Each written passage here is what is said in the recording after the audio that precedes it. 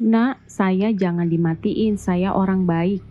Pinta Otto Iskandardinata kepada massa Laskar Hitam yang berkumpul di pantai Ketapang sekitar sore hari pada tanggal 20 Desember 1945 di pantai Ketapang Mauk, Tangerang.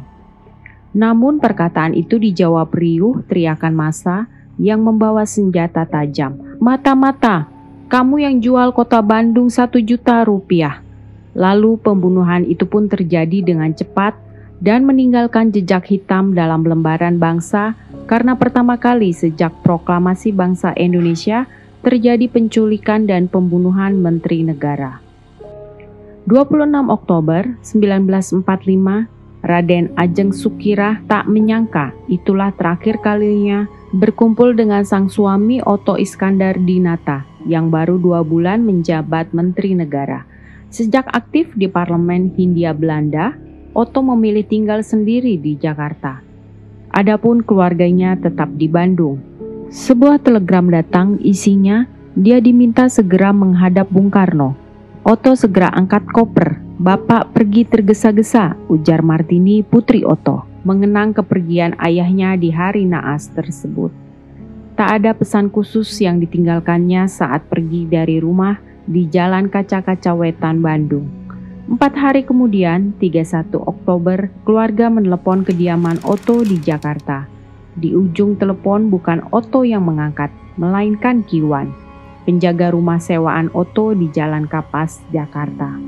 Menurut Kiwan, setiba di Jakarta, Otto menerima telepon dari seseorang, lalu terburu-buru berangkat dan sampai saat itu belum kembali. Namun kemudian datang sepucuk surat Otto tertanggal 31 Oktober 1945. Isinya mengabarkan bahwa titipan pepes dari Bandung sudah diterima. Tak hanya itu, Otto menulis bahwa dia menghadapi masalah, tengah mendapat fitnah dari seseorang. Tak ada jalan selain pasrah atas kehendaknya, tulis Otto. Di masa revolusi di daerah Tangerang, merupakan daerah yang rawan karena banyaknya laskar rakyat yang dipimpin para jawara yang tak segan membunuh siapapun yang dianggap berseberangan. Laskar Hitam yang dipimpin Sumo sebagai ketuanya merupakan salah satu laskar rakyat yang tumbuh di Tangerang saat itu.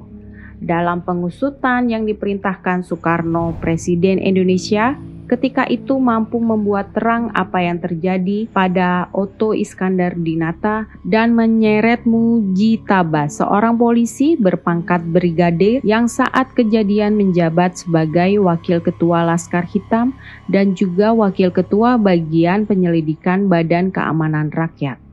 Para saksi yang melihat kejadian dalam persidangan yang digelar 3 Agustus 1958 sebagian besar memberatkan Mujitaba.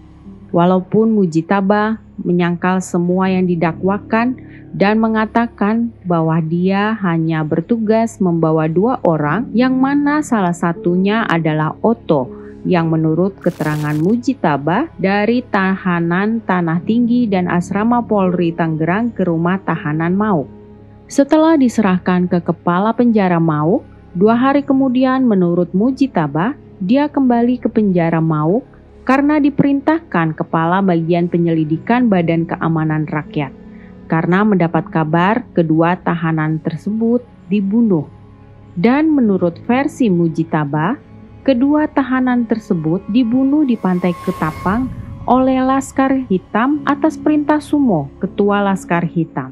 Akan tetapi, saksi-saksi dalam persidangan menyangkal semua keterangan Mujitaba dan menyatakan Mujitaba sendiri sebagai pelaku pembunuhan Otto Iskandardinata dengan cara mengambil tahanan dari penjara Mauk, kemudian membawanya ke pantai Ketapang untuk dibunuh. Mujitaba sendiri juga yang bertindak sebagai pemimpin dalam eksekusi tak berperi kemanusiaan atas tokoh bangsa Indonesia yang saat itu menjabat Menteri Negara yang salah satu tugasnya mempersiapkan terbentuknya Badan Keamanan Rakyat dari Laskar-Laskar Rakyat. Walaupun Mujitaba divonis 9 tahun penjara, akan tetapi sebagaimana keterangan keluarga Otto dalam wawancara dengan majalah Tempo, tetap yakin Mujitaba bukan pelaku sesungguhnya. Ada orang lain lagi yang seharusnya bertanggung jawab. Akan tetapi, dalam pengusutan hilangnya sang jalak harupat burung jalak yang tajam lidahnya, julukan untuk Otto Iskandar-Dinata karena kritiknya yang pedas terhadap pemerintah Belanda di Volksraad, yang mana pengusutan tersebut merupakan perintah langsung oleh Bung Karno guna menyingkap tabir hilangnya Otto Iskandar. Didapatkan fakta dari keterangan saksi-saksi dalam persidangan tersebut yang menguatkan keterlibatan Mujitaba sebagai pelaku, walaupun adanya dugaan keterlibatan otak pelaku yang belum terungkap merupakan misteri besar sampai saat ini. Mereka sendiri. Peperangan ini untuk bangsa-bangsa Asia Timur Raya memang sebagai pembelaan kebenaran dan keadilan, sebab dua dasar kemanusiaan ini akan diperkosa oleh Amerika Inggris yang hanya mau